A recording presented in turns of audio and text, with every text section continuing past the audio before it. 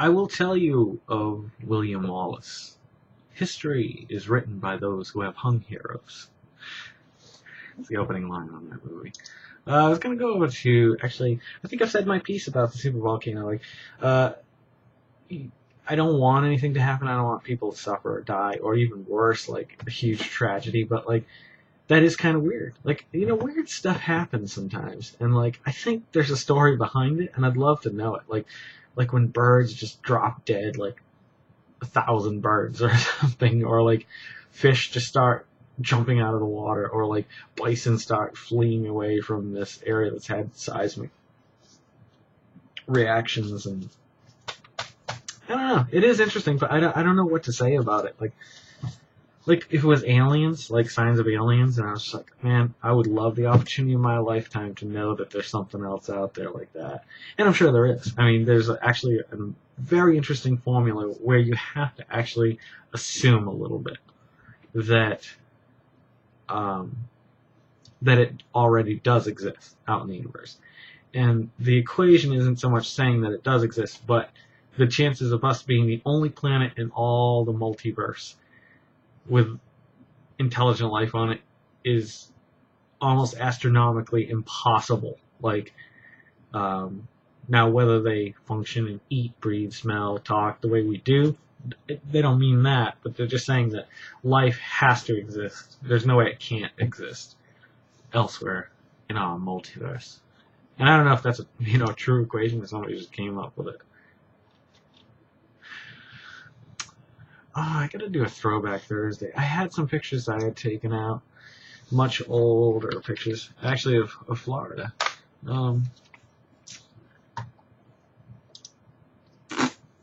Rob Sherman. Oh goodness, look at that picture. Tom Smith, Bob Melanson, Chris Galvin, Sean somebody, Kennelly? I don't know Sean Kennelly. You go, Rob. Oh, this is perfect. This is great. This will probably be the last one for the night. Maybe one more. You never know. The value of talent. I read this. Let me just read this to you real quickly. And I'm sure if you're a musician, you've experienced this before. Great response from a musician about a club looking for free bands on Craigslist. We are a small and casual restaurant in downtown Vancouver, and we're looking for solo musicians to play in our restaurant to promote their work and sell their CD. This is not a daily job, but only for special events, which will eventually turn into a nightly event if we get positive response. More jazz, rock, and smooth type music around the world, and mixed culture music. Are you interested to promote your work? Please reply back ASAP. This reply, it's short. It's perfect. And I'm sure you've read this if you are friends with Rob Sherman and you're a musician and you have lavender in your hair. I don't know. The reply. Happy New Year. I am a musician with a big house looking for a restaurateur to promote their restaurant and come to my house and make dinner for my friends and I. This is not a daily job, but only special events, which will eventually turn into a nightly event if we get positive response. More fine dining and exotic meals and mixed ethnic fusion cuisine. Are you interested to promote your restaurant? Please reply back as soon as possible. That sums it up for musicians. I think, especially obviously when you're first starting out and you're trying to play things like kind of like we're trying to get things going a little bit more with our band for the first time, because it was all just supposed to be fun and play some local stuff. But I think we are all starting to realize that we're writing these original songs and we're looking at each other going, I mean, our bass player Matt, he's from Boston. He used to live in New York for a while, and Boston, between the two. Matt Asher. He's on Facebook, but not on here. Some of you guys might know him, actually. But he used to play for the Sextons, and he used to work for a few, like rock. He worked for the Boston Phoenix for, like, 10 years or something like that. And he got to interview everybody on the Sun, and, like, interesting. He's a neat guy. Cool guy. I like that Matt Asher. Jesus, value of talent. Nobody wants to pay musicians to come into their restaurant and play music anymore. Like, I mean, we haven't done a lot of, restaurant stuff. I think we've done, well, technically we've played at 2 restaurants, but not like during dining hours, like after hours or whatever. But it's so easy for an up-and-coming artist, no matter what you're doing, drawing or painting or writing or singing or playing in a band or whatever. Like, it's so easy, like, for people to assume that your talent is just like a throwaway talent. Like, no disrespect. Like, I have a lot of great friends, and there's not many of them that at this point in my life I would do free work for anymore. Like, the ones that I've stayed in touch with on a regular basis, oh, absolutely. Like, Corey needed something or whatever. That's just how we work. Friends do that. But friends who maybe aren't be as close. I'm not saying no one specifically, honestly, but there isn't a lot of close friends that I have that I would be like, yeah, don't worry about it. And the few that I have, but nonetheless, I'm getting off the subject. I'm not getting off the subject, but bands in particular, every time, especially if you're in Boston or Providence, you're playing for free. Like, you can put sometimes they make money off of the door. Sometimes if you're really lucky, you can make money off of the door, but most of the time you're playing for drinks, just like around here right now. And you're playing on a shitty night if you're not a known band. Like, you take those gigs and you cross your fingers and cross your heart and hope to die. Stick a needle in your eye and hope that you hope you find one more person who likes your music. But that's not fair and that's not right. Like, your skills. Oh shit! There's something in the woods. I can hear it. I got a window open. Your skills that you took 10 years to learn how to play guitar well enough that you feel comfortable about playing it in front of somebody. Like, you deserve to be paid very well. I mean, more than the restaurant probably could afford to pay you, for that matter. Like he's got, a restaurant owner is somebody who, just like you are to music, is to food. Like, we should be working hand in hand to do, like, this restaurant now provides music, not 24/7, but like, regular hours every day. And like, then the people who aren't Bon Jovi or Led Zeppelin, like, still have the opportunity to, use the talents they have. Like, that's the hard thing about a lot of people who, I think, not a lot of people, but people who are of the arts. It's tough to make, a decent living, I think, in the arts. Unless you get, you know somebody, or you're really talented, like, beyond, like, I could cite Wheat, for example. Like, they deserve to be found and heard. Like, I remember hearing, like, the Girl demo and stuff like that, and just being like, man, this is phenomenal. This is phenomenal music. I love this stuff. And they've just grown and stuff like that. And so I feel like that. But for like those that, like, aren't the next, I don't know. For some reason Skid Row popped into my head. I haven't thought of them in years.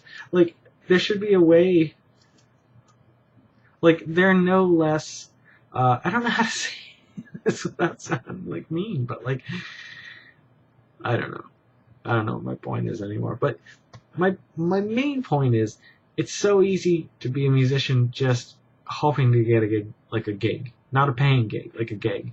And, like, so many situations, especially in cover bands, like, we were more cover when we first started. We had like 2 or 3, 4 originals, and then it just flip-flopped the other way, and we've got so many more originals that are so much better than the covers we were doing, I think, in my opinion, in my humble opinion.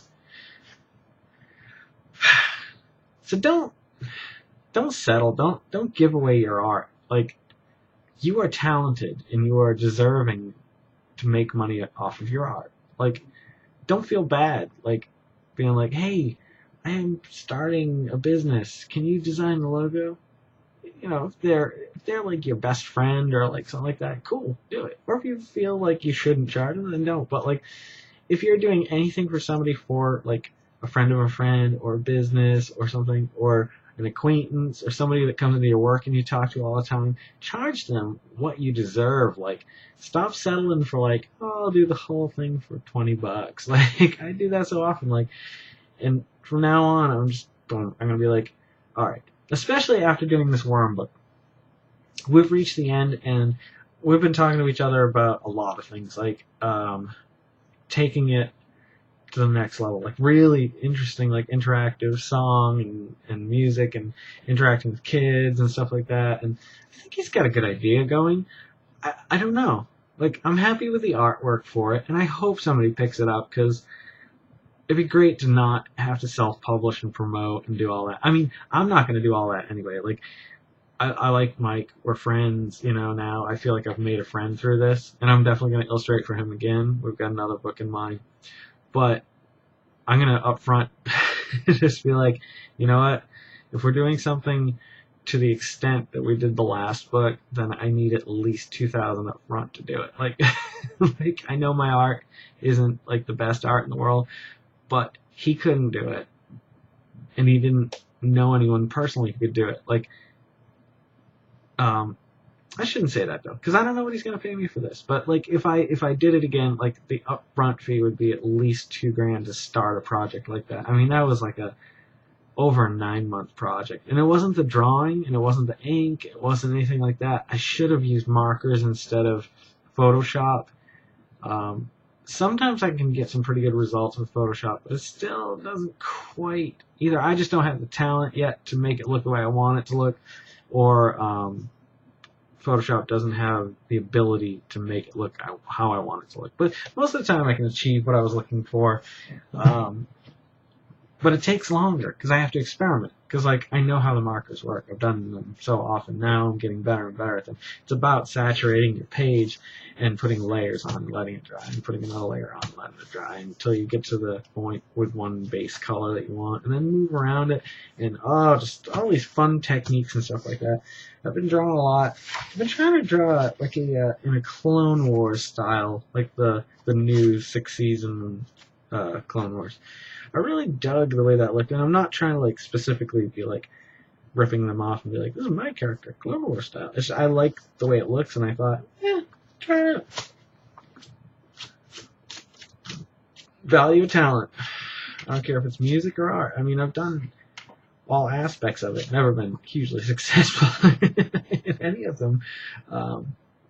But, you know, it's all about the experience and the journey, and it's not about that end point. I had so much fun drawing this worm book and exploring a new style of art, and I wish like I had to go back and draw the head on a lot of them. Actually, I should do more, but it evolved over the course of the book, and his length is just like his worms can do that. That's fair. Does it get thinner? I don't think he does. I wish I was a worm. I could just stretch out a little bit. No, it's not working.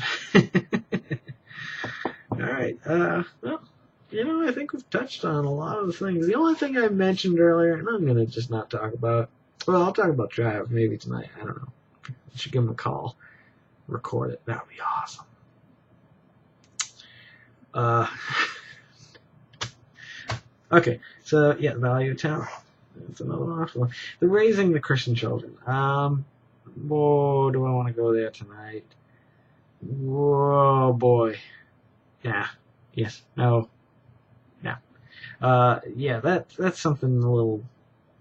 I don't... Because that's one of those things where I feel like I'm not having so much fun talking about it. Like, even when I get emotional sometimes, I'm still having fun with it. Like, but, like... When it's serious, like, I don't know, I don't want to offend anybody. But I feel like, you know, I've been given the best advice, and that's just do what you want to do on here. Say what you want to say. Don't hold back because you're worried about what Jiminy Cricket's going to feel about something. Unless it's specifically about Jiminy Cricket. That bitch. No. Super Volcanoes to Yogi Bear Campground. Moldorama. Memory, death, animal cruelty. I mean, what else is there to be said about animal cruelty? People who don't consider animals like living beings, it's just terrible. Hunters that hunt for sport are undeserving of the breath that the trees provide us. In my opinion. Okay? And I don't say that about many things. If you're able to take the life of anything for fun, I think there's something wrong with you a little bit. If you're feeding your family, if the thrill of the hunt, knowing that you're going to be feeding your family, is what drives you, then that's fine, I think. But if you just want to murder something, because you can, what the fuck is wrong with you?